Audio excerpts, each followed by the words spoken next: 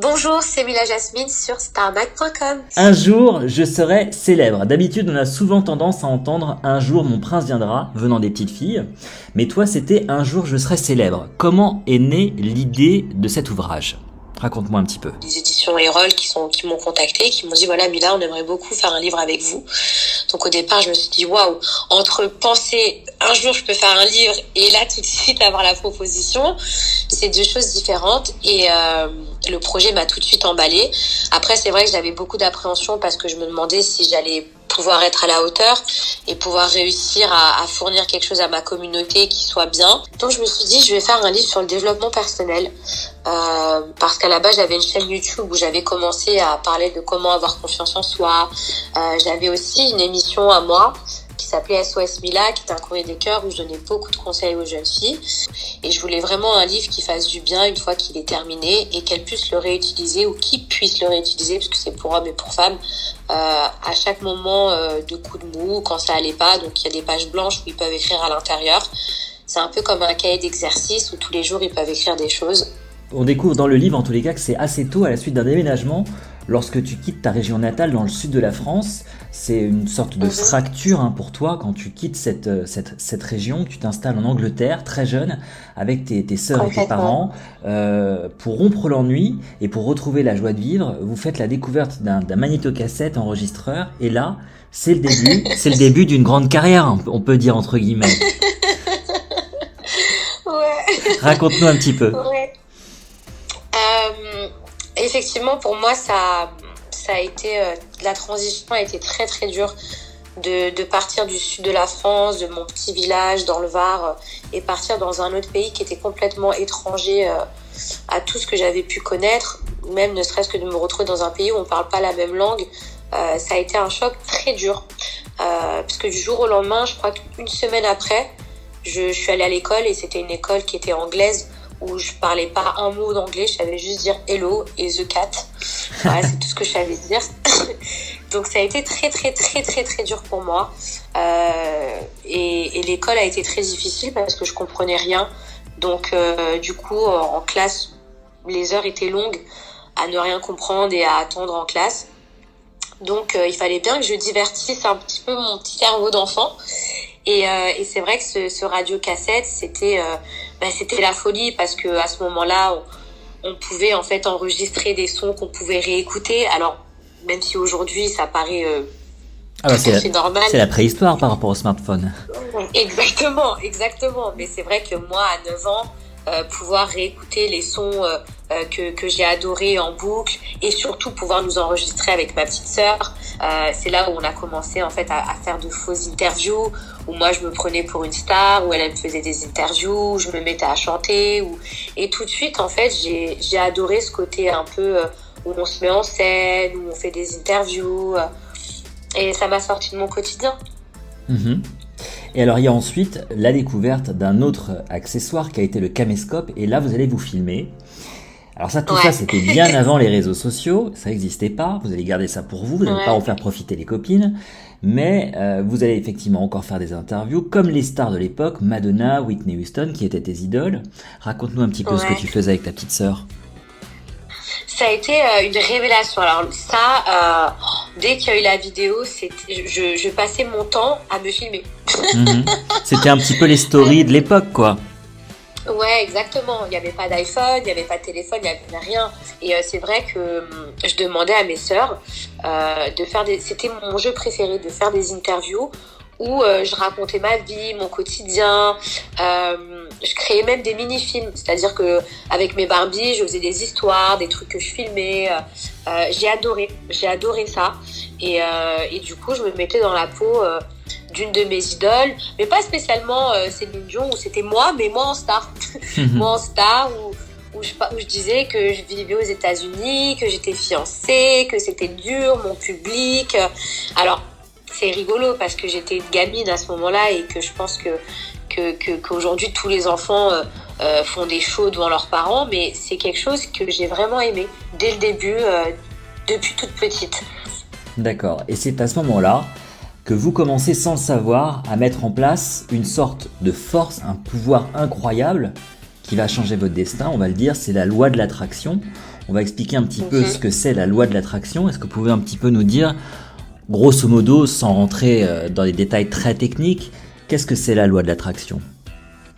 Alors, la loi de l'attraction, pour ceux qui ont envie d'y croire, en tout cas moi j'y crois et dur comme fer, c'est le pouvoir de la pensée, c'est-à-dire que notre vie actuelle est le résultat de nos pensées. C'est-à-dire que si on pense positif, qu'on parle positif, on amène du positif dans sa vie. C'est une sorte d'aimant. Et contrario, si on pense négatif, qu'on n'est jamais content, qu'on est toujours malmené, on n'attire que le mauvais. Et en fait, plus on se concentre sur quelque chose, et plus on l'attire à nous. Alors là, je l'ai vraiment dit dans les grandes lignes, c'est pas parce qu'on rêve d'avoir une Ferrari que demain elle sera garée en bas. Mais je pense que si on pense très très fort à une Ferrari, ou à rencontrer son âme sœur, ou à avoir un certain job, ou avoir une mutation, ou avoir une augmentation, ou n'importe quoi, si on y pense fort, fort, fort, fort, fort tous les jours et qu'on cultive cette pensée, je pense que la vie, l'univers, finit par nous faire en fait emprunter des chemins pour nous accéder à cette pensée.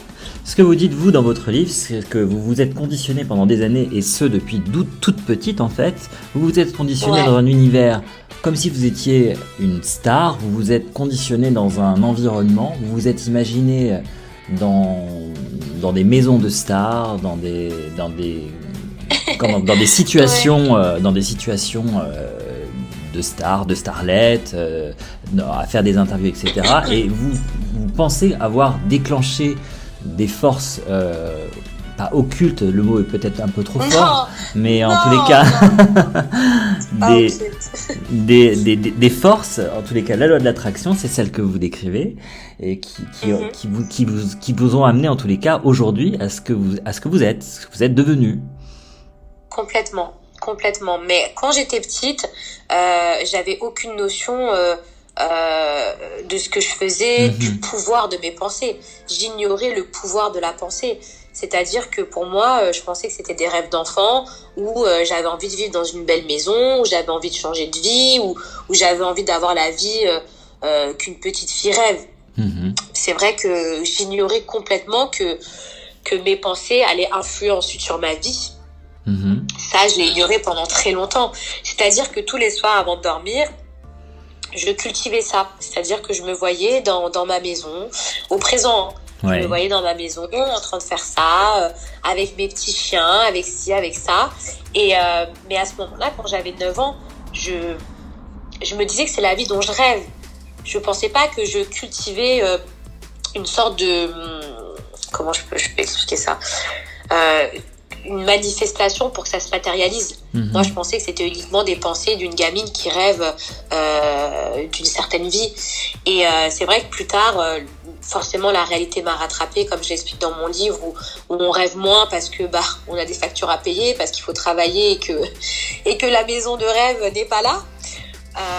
Et que même à un moment donné, quand ces pensées-là me venaient en tête, je les chassais parce que je me disais, il faut vivre dans la réalité, et ta belle maison et tout ça, tu l'auras pas. C'est-à-dire que tu te contentes de ton salaire et tu vas payer tes factures, et puis la vie va continuer. Et c'est que quand je découvre en fait un livre qui s'appelle Le Secret, qui parle de la loi de l'attraction de Rhonda Byrne, qui a complètement changé ma vie. Ça a été une révélation parce que je me suis dit, waouh, en fait, toutes les pensées que j'essayais de rejeter, tout ce que je pratiquais depuis toute petite, finalement, j'ai été dans le vrai. Et c'est comme ça qu'il faut faire. Et ça a complètement changé, je pense, tout mon parcours après. Alors, est-ce que vous diriez que c'est aussi la loi de l'attraction qui vous a conduit à Dubaï, parce que cette ville est chargée d'un pouvoir spécial pour les affaires, et que votre destin y est lié pour les années à venir? Je pense que tout est lié. Comme je l'ai expliqué précédemment, notre vie est le résultat de nos pensées. C'est-à-dire que là, je suis un chemin qui me mène vers mes rêves. Donc, si c'est de passer par des échecs, si c'est de passer par Dubaï, si c'est de passer par Miami, si c'est de passer par Paris, c'est comme si en fait il y avait un GPS avec la destination qui est mes rêves, et en fait là le GPS me guide. Je voulais avoir une vie plus simple, être mieux me conditionner. Et c'est vrai qu'aujourd'hui, ça fait 1 mois que je suis à Dubaï et je m'y retrouve. Je m'y retrouve parce qu'il fait beau, parce que on s'y sent bien, parce que je connais beaucoup de gens ici. J'ai mes repères petit à petit. Et puis, fiscalement parlant, je suis beaucoup mieux, qu'on se le dise. C'est une colocation que vous allez faire avec Ilan Ouais. dans une villa, c'est ça? Ouais. Donc c'est vrai, Ouais, pour l'instant. c'est pas des Alors rumeurs. oui, c'est vrai. Non, c'est pas des rumeurs. On vit ensemble actuellement. Donc on est en colocation. C'est vrai que sur le long terme, chacun veut vivre de son côté. Mais c'est parti d'un coup de téléphone où lui il venait de vivre une rupture et moi pareil. Et je lui ai dit, écoute, j'en ai marre, je vais aller à Dubaï. Lui il m'a dit, moi aussi j'en ai marre, je vais aller à Dubaï. Puis il m'a dit, mais pourquoi on vivrait pas ensemble? Alors au départ, j'ai éclaté de rire. Je dis, mais une colocation, fille-garçon, c'est du jamais vu. Ouais. C'est soit deux copines, soit deux copains, soit un couple. Mais pas une fille et un garçon. Et puis à ce moment-là, en fait, la loi de Dubaï venait d'être enlevée, c'est-à-dire celle où vous ne pouvez pas vivre avec un homme ou une femme du sexe opposé si vous n'êtes pas marié. Ouais. C'est-à-dire qu'avant cela, on ne pouvait pas vivre ensemble si on est juste copains ou même fiancés. Il fallait être mariés. Et cette loi, elle a sauté au moment où lui et moi, on commençait à avoir cette conversation. Donc c'est tombé à pic, comme on dit. Et en fait, finalement, au fur et à mesure des conversations, des jours, cette idée-là, elle s'est encore plus concrétisée. On s'est dit, ok, tu sais quoi, on va vivre ensemble. Et finalement, c'est vrai. Donc au départ, j'ai eu pas mal de critiques. Mila, va pas vivre avec Ilan, c'est ridicule, tu régresses à ton âge.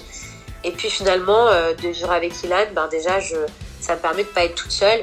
Et puis je passe ma journée à rire, donc je regrette pas. Alors on est bien d'accord, c'est un colocataire, c'est pas un amant, c'est pas une... Non, il y a beaucoup de rumeurs, mais c'est uniquement mon colocataire et mon ami, voilà. D'accord.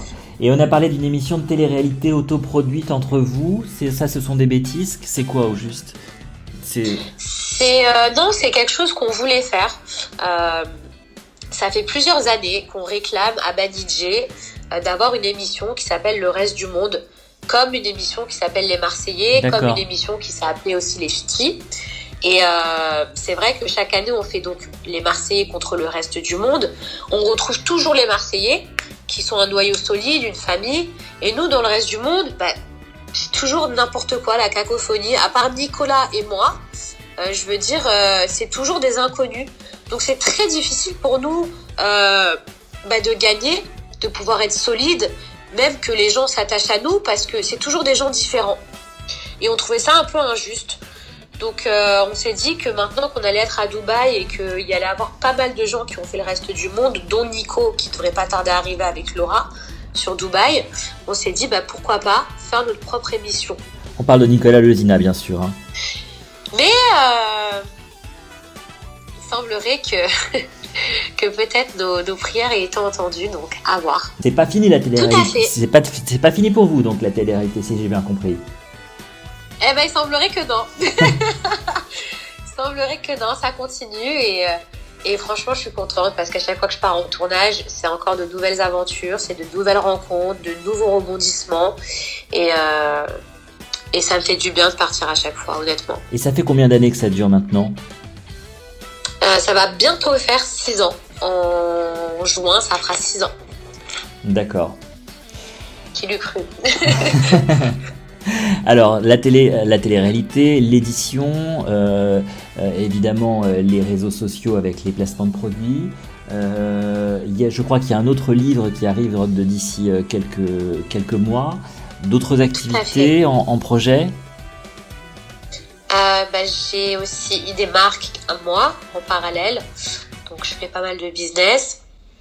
Il y a un nouveau projet qui arrive début mars où on va avoir un reportage autour de moi, sur ma vie, le filmer au quotidien. Donc ça, je suis très contente de pouvoir partager ça avec ma communauté.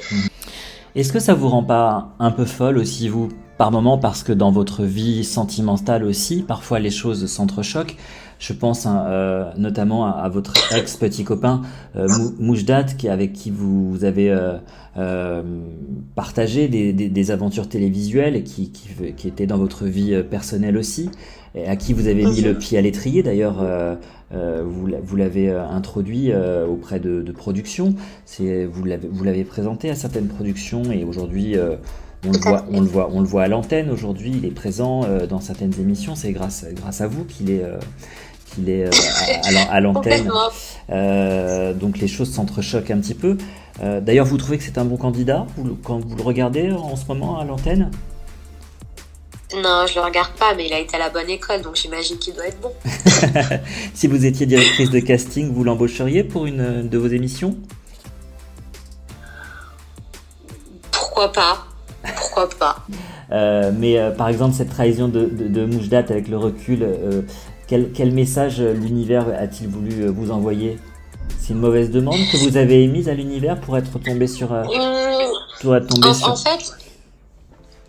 fait, moi, je pars du principe que la vie est une question d'équilibre, c'est une balance. C'est-à-dire que c'est comme quand on joue au poker, quand on joue, on a envie de gagner. Mais on peut pas toujours gagner dans la vie. Parfois on perd et quand on gagne, on apprécie encore plus sa victoire.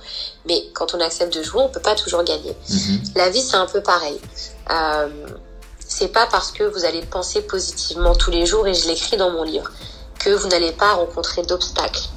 Mais en cultivant ces pensées positives, ça va vous amener forcément à un meilleur train de vie, à une vie plus heureuse. Mais parfois, les échecs font partie de la route. Mais je pense que chaque chose arrive pour une raison et c'est très important de penser comme ça. Et au contraire, je me dis pas qu'est-ce que j'ai pu penser de mal ou est-ce que c'était mon karma ou est-ce que c'était... Je me dis ça faisait partie de la route.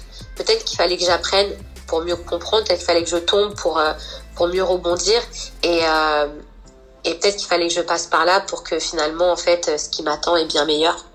Voilà. Bon, ben, c'est une bonne façon de penser en tous les cas. Et pour en savoir davantage, la suite c'est J'essaye. dans Un jour je serai célèbre aux éditions Erol. Est-ce qu'on a oublié de dire quelque chose au sujet de cet ouvrage, Mila? Non, mis à part que je suis très contente, que jusqu'à présent ça marche très bien.